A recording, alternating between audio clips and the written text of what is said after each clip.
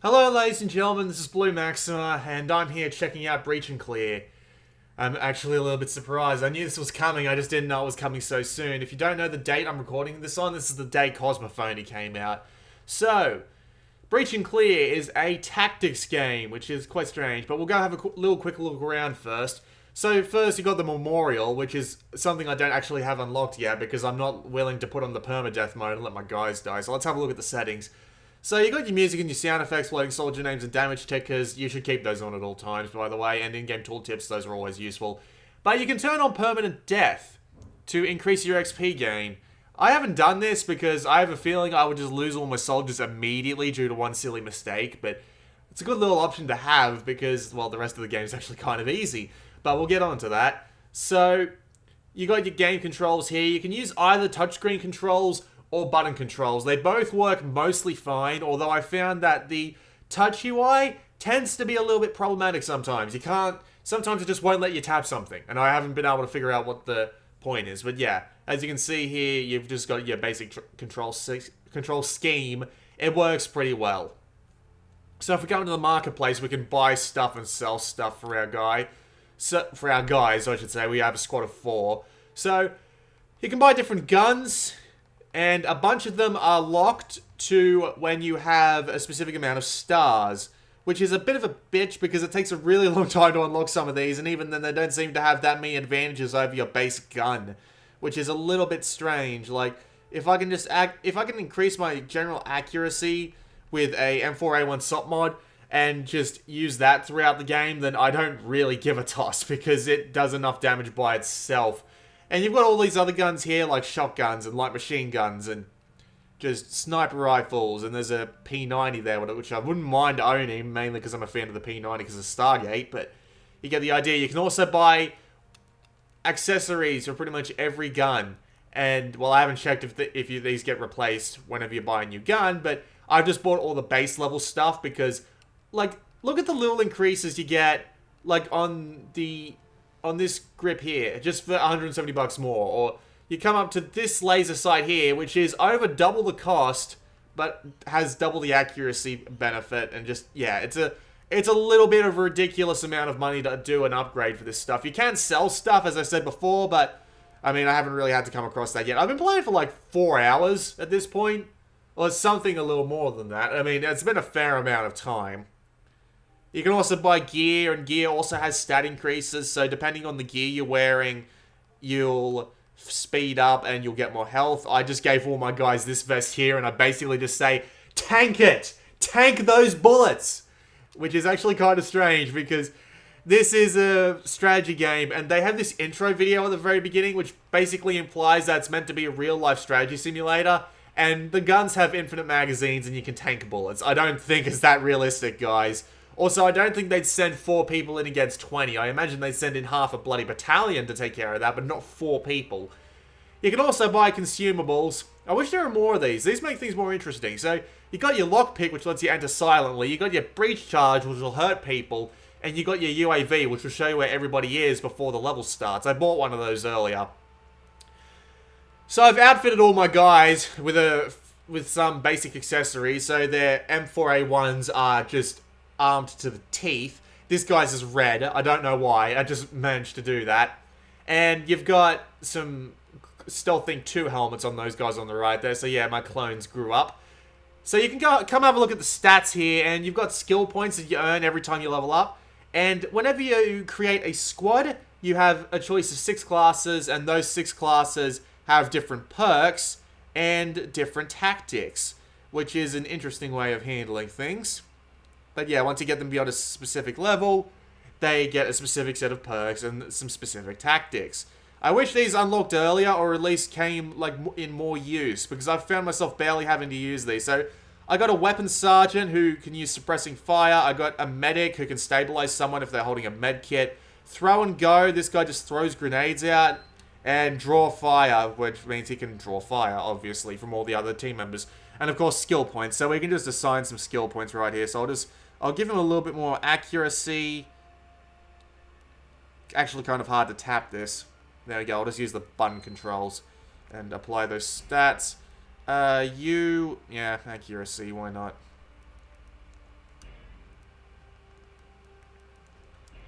So yeah, you just give them skill points, and it improves their stats over time, and it's a neat little system, but then again, it just feels a bit weird to send these guys into so many things.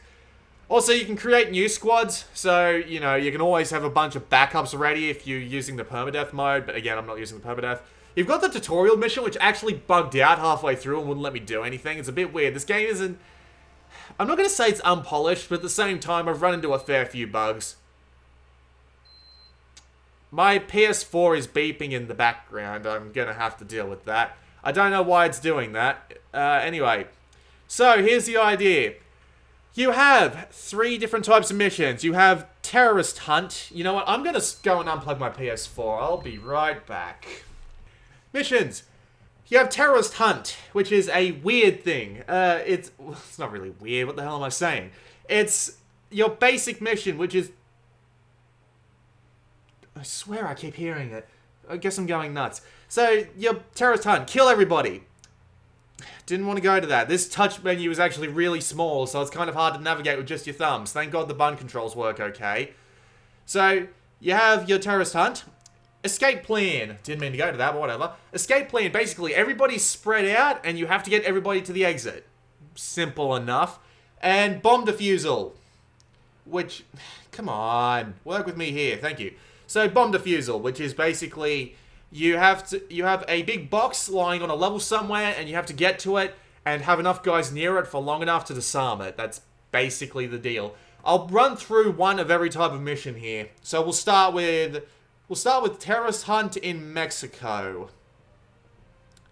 So yeah, as you can see, you unlock more missions as time goes on, and you can also put up the difficulty level. But the difficulty level doesn't change the stats. It basically just changes how many enemies there are on a level and where their positions are. Which can be a little bit boring, I have to say. Just putting up the difficulty, meaning just getting more guys in the level, it just seems a bit unnecessary to me. But the idea is that you get 4 stars for every difficulty level that you complete the mission on. So, you beat it on normal, you get the stars for easy. So you get 8 stars, because for some reason it gives you 4 stars in every mission, not 5 or 2 or 1 or whatever. And yeah, it just goes up like that. So yeah, the more stars you get, the more stuff you unlock. So, let's go to Mexico and do a mission here. I'm actually going to turn the UAV on because it'll be very useful in this area. So we'll turn on the UAV, we'll keep the difficulty on normal, and we'll launch Operation Thermal Gauntlet. Weird name, but okay. You got little facts here like Call of Duty does, except that not nearly as anti-war as Call of Duty. Music started up well before the loading screen finished.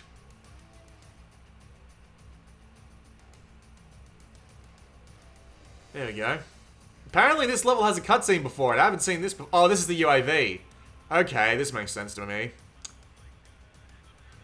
That's a lot of fucking enemies. Okay. Now, the odd thing, the time is actually supposed to be paused right now, but these guys are moving. I don't get why this is a thing, but... Okay, so the idea is... It's a lot like Rainbow Six, if you've ever played Rainbow Six, but if you haven't, I'll explain it.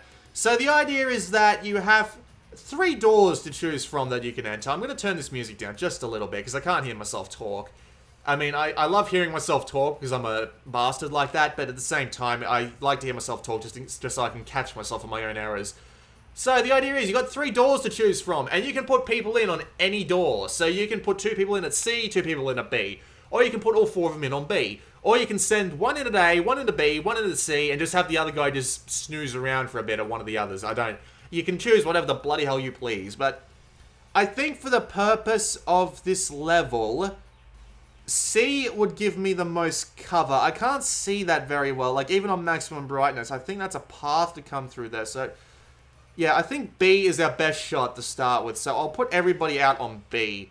And you can change your different types of breaching methods here. You can use a shotgun, which hurts some people, but unfortunately we can't actually use it here because this isn't actually a door we're going through. So, alright, we're all breaking in.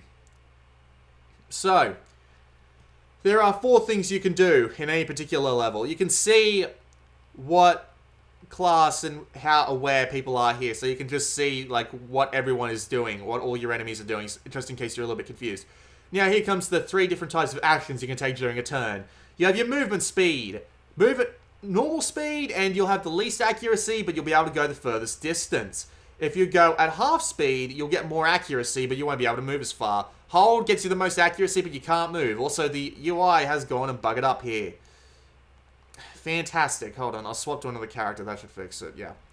That was a bit strange. I haven't seen that happen before. So the idea is that it's a lot like Frozen Synapse, where you select what direction that you want your character to be facing at any time along the path. So you can do that if you like. We also have other things that we can do. Like we can tell this guy to draw our fire, and every class has their own specific character class. So what I'm going to get this guy to do is, can I get this guy to throw and go a grenade? No, he's too far back. So we'll have to get him to move out at half speed as well. But that isn't actually going to get him out the door, so we'll have to send him out at normal speed. Now, cover... let me try that again. Everywhere also has cover along the lines of... what's the game I'm thinking of? XCOM. Where, as you can see, that's a full shield. So that gets me full protection from pretty much anything that I might be a little bit upset by. But... And there's also half cover, and there's also no cover. I like to think that's a little bit obvious. Okay, this guy has actually got a useful tactic. So can I half speed him out this door? No, I can't. Okay. Unfortunately, I can't actually use suppress, because you can't actually move and use a tactic in the same turn. So I have to get this guy out and ready to... and actually killing people before anything will happen. So that's our 4 characters all set up to move. So let's send them all out. We just hit start and it calculates our turn. And away everything goes. They all start facing their own directions. Everybody gets shot up a bit. And my guys are fine because we have a bunch of tanking armor. So it's actually really useful. So, alright, so if we check the sit rep, a bunch of people are alerted to our presence now. We could go silent if we wanted to. We're using silenced weapons and have that be sort of a self-imposed challenge. But I mean, I don't really feel like doing that, so we're not going to do it. So let's just do some really quick... get everyone behind some sort of usable cover, because it's not going to look very pretty up in this joint very soon. Can I get this guy to actually throw and go somewhere useful now? Well, I could throw a grenade here. Actually, I'll do that just to see if those guys will charge in. And we'll get this guy to move at normal speed. Yeah, we'll get him to... Where's that grenade going down? There. So I should be able to move Conley to the halfway point on this truck, and he should be safe from the grenade blast, because friendly fire with bullets isn't a thing, but you can't hit enemies. You can't hit your own teammates with your own grenades, so be careful with that. Please don't freeze. Oh no, it's frozen. This has happened once already. Oh, there we go. That took a really long time for some reason. Okay, there we go. So Mercado is pretty badly hurt at this point, so I'm going to want to get him to... he doesn't actually have anything that useful to us right now. Okay, so we have a bunch of dead terrorists, and the rest of them are all hiding up there. So Mercado is going to have to move to something that gives him a little bit more cover. Yeah, behind that car will do him. Conley, we'll just move him up front and have him looking at these bastards and just give him a very unhappy look, like, you screwed up. So let's move this guy here too and have him face in this direction so that he'll see everyone on his way out. Probably a good idea to make Conley do that as well. There we go. And where's the last guy? Okay, Bands. He's actually in not that much danger right now, so we could move... So, actually, that's a good idea. Can we... Touch UI's acting up again. I wonder if I can get him to draw fire from behind cover. I can, so that gives my team more than enough time to move up. Now that we're in phase 4... Hey, Mooney. Oh, they're all dead anyway. Yeah, this is surprisingly simple. I didn't think it would go over this well. It's surprisingly easy to kill enemies in this game. I'm not entirely sure why. I thought it would be a little bit harder, but I don't know. I think that the game is fairly easy just to start off with, because me doing well at a strategy game is like a sign of the apocalypse, so I'm pretty sure that the game is not exactly difficult. You can also see where they'll be at every second and change where they're going to go next. It's kind of it's a neat little system, but you often won't need to use it very precisely. Then again, I might be lying and it might be really, really difficult, like later on, but, you know, it's there if you need it. That's a good thing. At least I hope it is. Alright, so Mooney's not going to be in good shape if he stays out there for too long, so does he have anything? Okay, we'll just flash the bastard, why not? And everyone else will just move on up. Thankfully, as I said before, I don't have permadeath on, so I don't have to be the one to... I don't have to suffer with my troops dying. Might be worth your time just doing that. Like, putting all your... just putting them on permadeath if you find this to be too easy. I wouldn't blame you if you did. Okay, flashbanged, and when he's flashbanged, he's easier to do damage to, so hooray, I win. And I get 4 stars, because I imagine I finished that quite quickly. So we go to view the after action report. This gives us our XP, our experience, which is our experience points, and levels us up, and we also get money from the operation.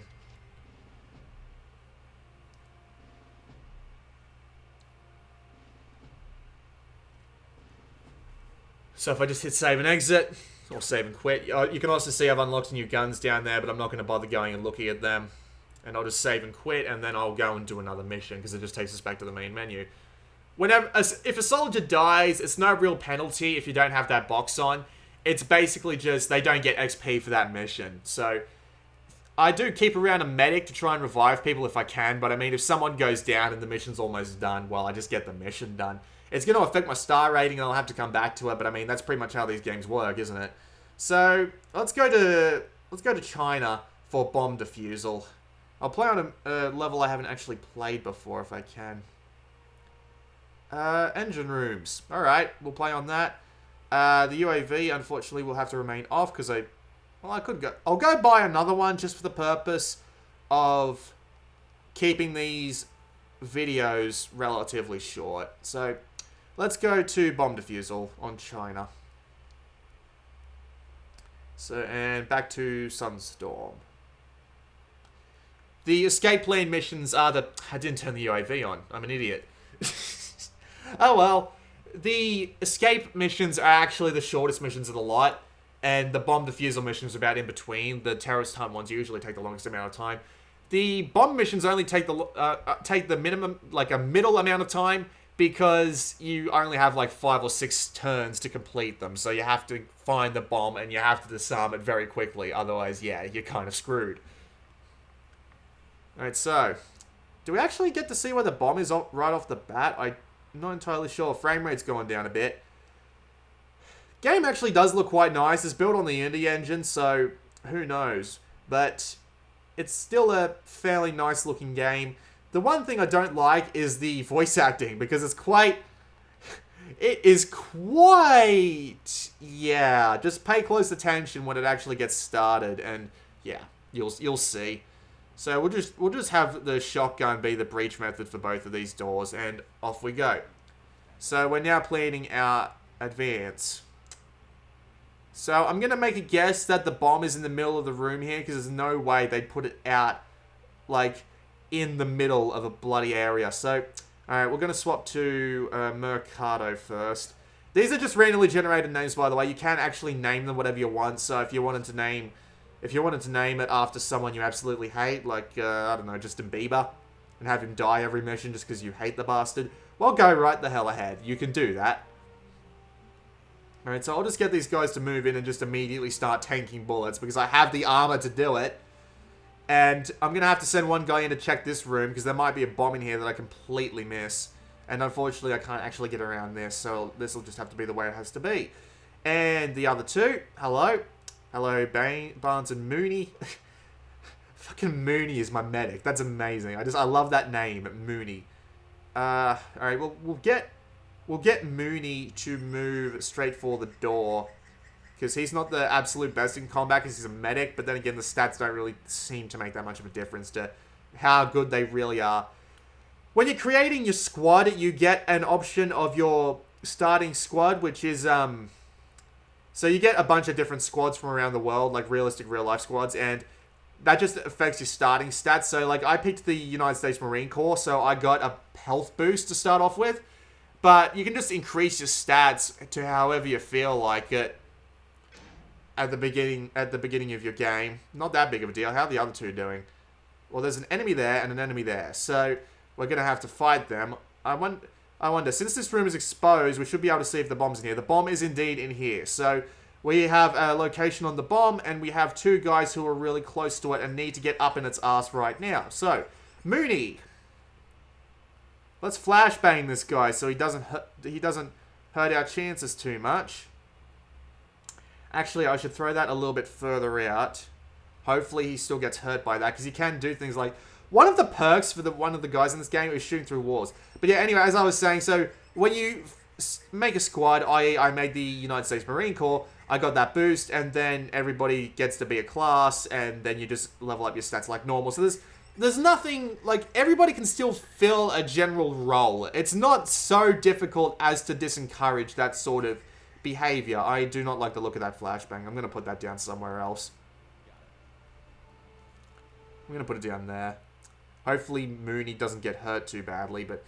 Barney's, I mean, isn't going to get hurt too badly. But I'll deal with it if it comes along, because he'll still be there to shoot them. Okay, so... Mercado and Conley, I'm going to have to send them down straight to the bomb, because they're not going to get to it in a reasonable amount of time if they're not, like, moving and hauling ass immediately. So we will get them as close to the bomb as possible.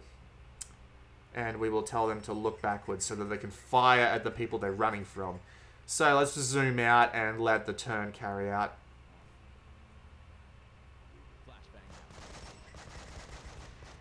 Alright, so that's one guy down.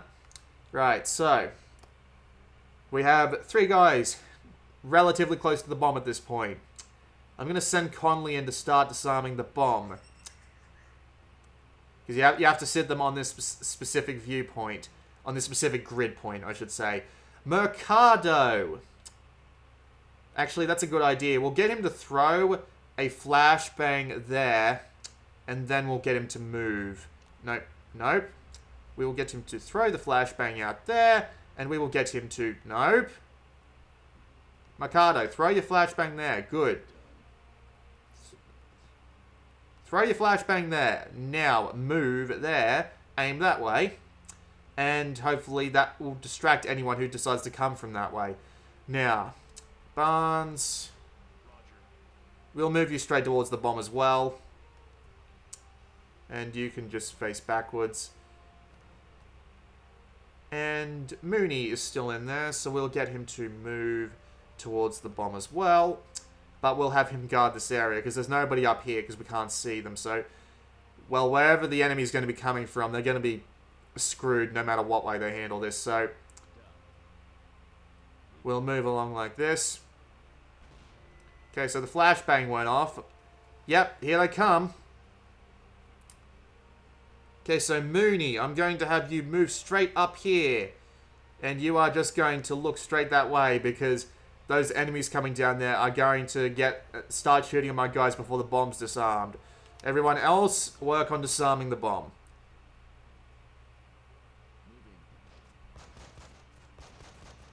Oh my god.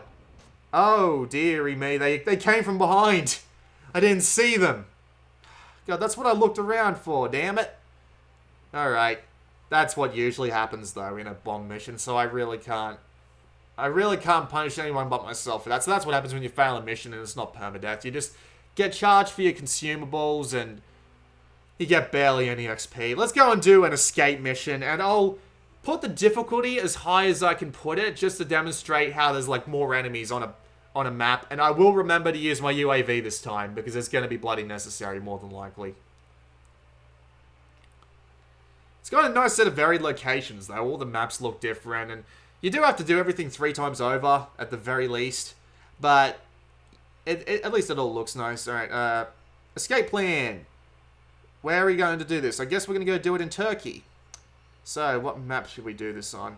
I actually quite like Operation Forged Sword because of just how open it all is, but let's do Operation Bandit's Draw. And we'll turn the UAV on this time. Wait, how hard can I put this? Oh. Well, what about if I go back to Afghanistan? Right, I can actually have this... Oh, it's only on normal. Okay. Oh, I can only put it on hard. That's a shame. Alright, so I'll just play a escape on this map, because why not? It's a relatively casual game. I mean, like, there's really not that much you can do in it. Firing's done automatically. You just pick the angle. And, I mean, it's basically... If you took Frozen Synapse and made it with a real-life skin, what it would look like. And added an XP system and did that. My main problem with the game, though, is that its minimal amount of actual things you can do in it tends to make it a little bit... Really? Only those two guys? God damn, you... Apparently Insane is supposed to add something like 15 enemies from what I read of the Steam reviews of this game. But, I mean, wow. Yeah, oh, well, there are actually a bunch of more enemies around the area now. So, basically the idea is everybody's scattered around the map. That's our exit point. We have to get everyone to that exit. I imagine the best way to do that would be to route everyone through the back. So, unfortunately, there is a guy there, so we'll have to take care of him before we can really do anything. So, Conley is going to have to stay there and just, like, beat the shit out of these three guys, because they will try and follow us, but I don't really want him to do that. So, we'll move him at half speed back through this door and face him this way, and we will keep him facing in that direction so that once he's going back out the door, he can shoot at all these bastards. Barnes, we will have you move at normal speed, and we will have you we'll have you face this guy and just shoot him in the ass. And hopefully he will go down. Mercado and Mooney are basically pinned down at this point. There's nothing I can do. I can't throw out a grenade because it'll hurt them more than it'll hurt me. So we'll have these guys hold position so that they have the maximum amount of accuracy when the gunfire starts. Although I have to admit, I like these missions the most because it's more procedurally generated and it's more random what sort of situation you'll be in instead of just terrorist hunt where it's the same thing every time, just the layout's a little different. So let's do this. Okay, so those two got out of their situation, okay. What happened over here?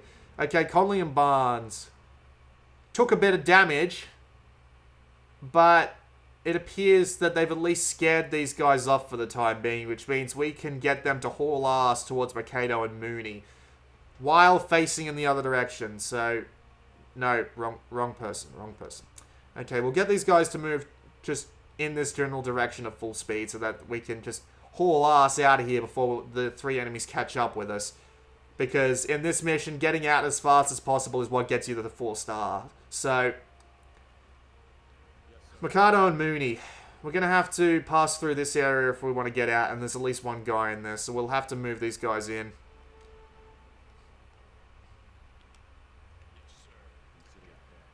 So it just... My main problem with this game is just it gets boring after a while because you're basically doing the same thing over and over again. And it's pretty obvious just doing these three different types of missions. If there were more mission types, maybe I'd be more enjoyable. Maybe I'd enjoy it more. Like, I'm surprised there isn't a hostage rescue mission of some kind. I'm surprised there isn't a VIP escort mission of some kind. I don't understand why there aren't missions like that. It's just, there are a couple of mission types in this game that are like, why are you missing? Maybe if there were more mission types, maybe if there were more equipment types. Maybe playing the silenced guns or the shotguns makes the game a lot different because you have to get up close and personal on pretty much everything that you do. Maybe. I don't know for sure, but I mean, I can't imagine having that much of an effect to offset the relatively repetitive mission types. I can actually get this guy to throw and go now I think about it. That grenade will actually hurt him, so... Yeah, that'll explode 2 seconds in, and these two will take a fair amount of time getting inside. Mooney... just hunker down. Not much else you can do. Alright, grenades out. It hurt him. Alright, so now everybody just needs to make a bum rush for the door. That's what I found works. As long as just get everyone out the door and you win. That's basically how this all works. So, alright, everybody out the door. Out the door. Damn, he can't actually get out the door on this turn. Unfortunately, I don't think anybody can get out the door on this turn, but we'll just get everybody as close to the blood door as possible. Oh, this guy can leave immediately, so we'll get him to do that. He won't be needed. Those guys aren't going to catch up with us in time. Okay, one gone, and we just send the last 3 out, and that's the end of the mission.